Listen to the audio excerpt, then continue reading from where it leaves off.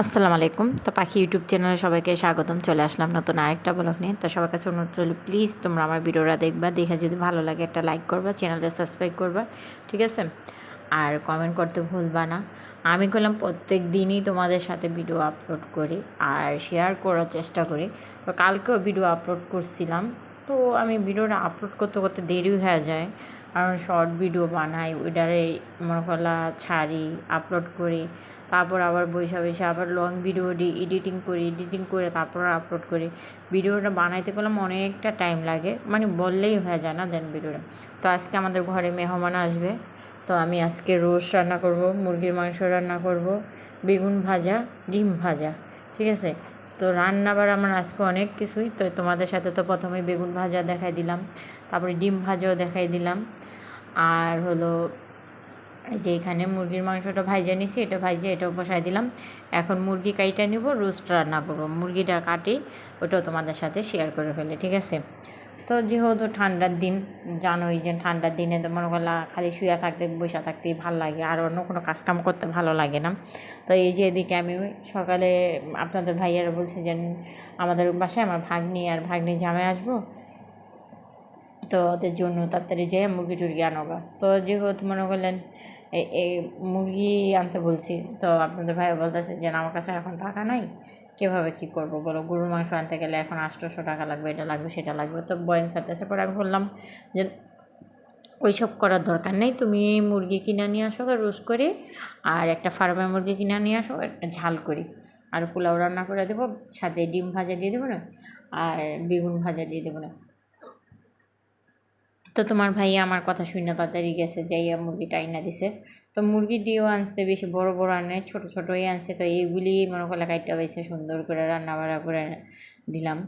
মানুষ আসলে মানুষের সামনে তো মান সম্মানটা রাখতে হবে, কারণ আমরা তো মনে করলেন কারো মতন ওই যে কী জানি আলু দিয়ে, মানে এক মানে অর্ধেক মুরগির মাংস নিব আর সাথে কতগুলি আলু দিব, দিয়ে ঝোল করে রান্না করে, মানে ওইভাবে মানুষের পাতে দিতে পারি না।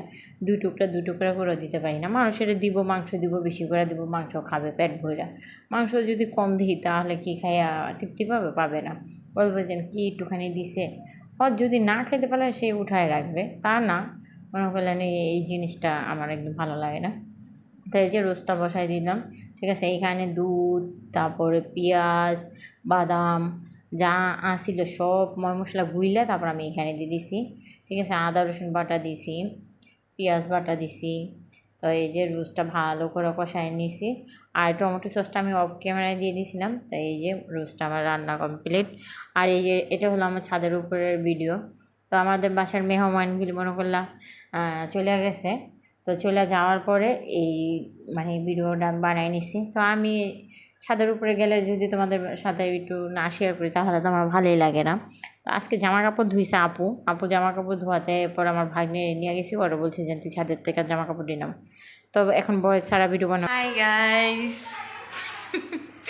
আজকে আমার লুকটা দেখলে তোমরা কি বলবো বলো তো? আমি শুধু শার্ট পরি নাই, আমি সাথে জিন্সের প্যান্ট পরছি, ঠিক আছে? তো তোমাদের সাথে আগে একটু ভক ভক করি। আর এই যে এই সুন্দর শার্টটা পেলাম তোমাদের ভাইয়ার। তো আমার ছেলে আসুক, আসলে পুরা মানে আমার পা হতে মাথা পর্যন্ত তোমাদের দেখাইতেছি। এই যে আমার বড় ছেলে এসে পড়ছে, ঠিক আছে?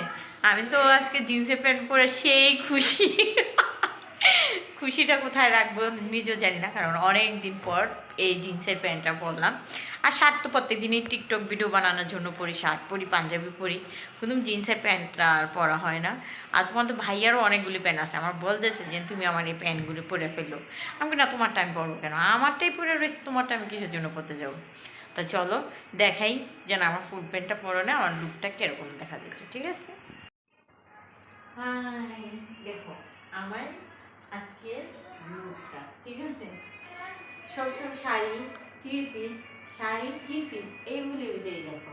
আজকে আমাকে দেখতেছে একটা শার্ট আর একটা জিন্স। আমার এই লুকটা আমার অনেক ভালো লাগতেছে। তোমাদের কাছে কার কাছে কিরকম লাগতেছে নিজেও জানি না। আমার এইভাবে অনেক সুন্দর লাগতেছে, ঠিক আছে? শার্টটা এভাবে ঝাকাস। এই শার্টটাগুলো তোমাদের ভাইয়ার, শার্টটাগুলো আমার নয়। বলবে না যে শার্টটা আমার, আমি তোমাদের ভাইয়া সবগুলি শার্ট পরি, তোমরা তো জানোই। শার্ট পরি, গেঞ্জি পরি, জিন্সের প্যান্ট পরতে বলে, কিন্তু তোমাদের ভাইয়া এই যে প্যারাজো সিস্টেম প্যান্টগুলি পরে আমার ওইগুলো ভালো হয় না। আমার একটু ফিটিং ফিটিং থাকবে, দেখতে সুন্দর লাগবে, ওইটা আমার ভালো লাগে, ঠিক আছে?